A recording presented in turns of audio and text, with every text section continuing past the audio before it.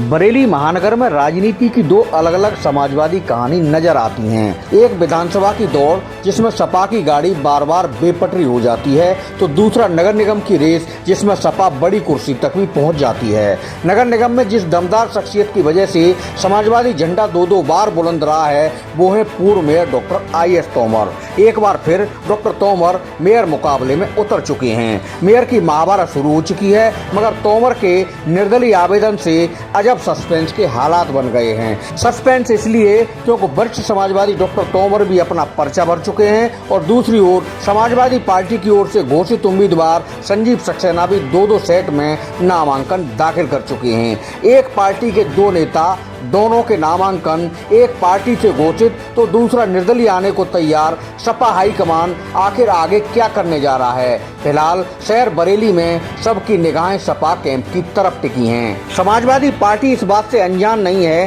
कि बरेली शहर में नगर निगम की राजनीति 2022 से पहले तक लंबे वक्त से पूर्व मेयर डॉक्टर IAS तोमर के इर्द गिर्द घूमती रही है। उदय के बाद से सपा बरेली में सन 2000 तक कभी मेयर की कुर्सी पर कब्जा नहीं कर सकी थी, मगर डॉक्टर तोमर ने यह काम करके दिखाया था। सन 2000 में उन्होंने अपने पहले मुकाबले में निर्दलीय चुनाव लड़ते हुए पूर्व मेयर कुंवर सुभाष पटेल को करारी शिकस्त देकर महापौर की कुर्सी पर कब्जा जमा लिया था।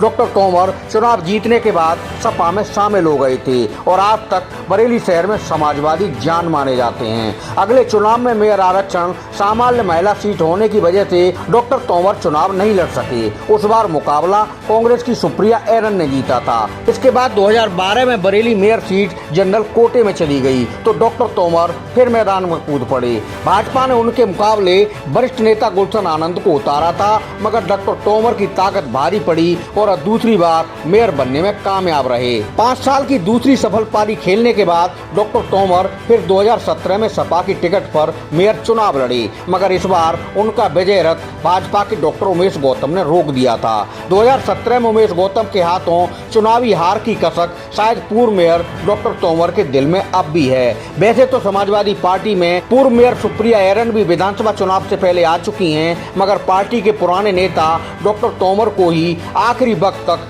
मेयर टिकट की पैरोकारी करते देखे गए थे। उस समय डॉक्टर तोमर ने हाँ नहीं भरी थी, मगर अब उन्होंने निर्दलीय नामांकन कर सियासी हलकों में खलबली मचा दी है। सपा उम्मीदवार संजीव सक्सेना के नामांकन के बाद भी पूर्व मेयर डॉक्टर तोमर के मैदान में आने के अर्थ सीधे तौर पर सपा हाईकमान की इच्छा से जोड़कर देखे जा रहे हैं। खुद डॉक्टर तोमर मुस्कुराते हुए इसका संकेत भी दे चुके हैं कि उन्हें हाईकमान का आशीर्वाद प्राप्त है और अगले 2 दिन में सब कुछ तय हो जाएगा। इसके बाद अब चर्चा का विषय डॉक्टर तोमर और संजीव सक्सेना है। अब आगे देखिए होता है क्या।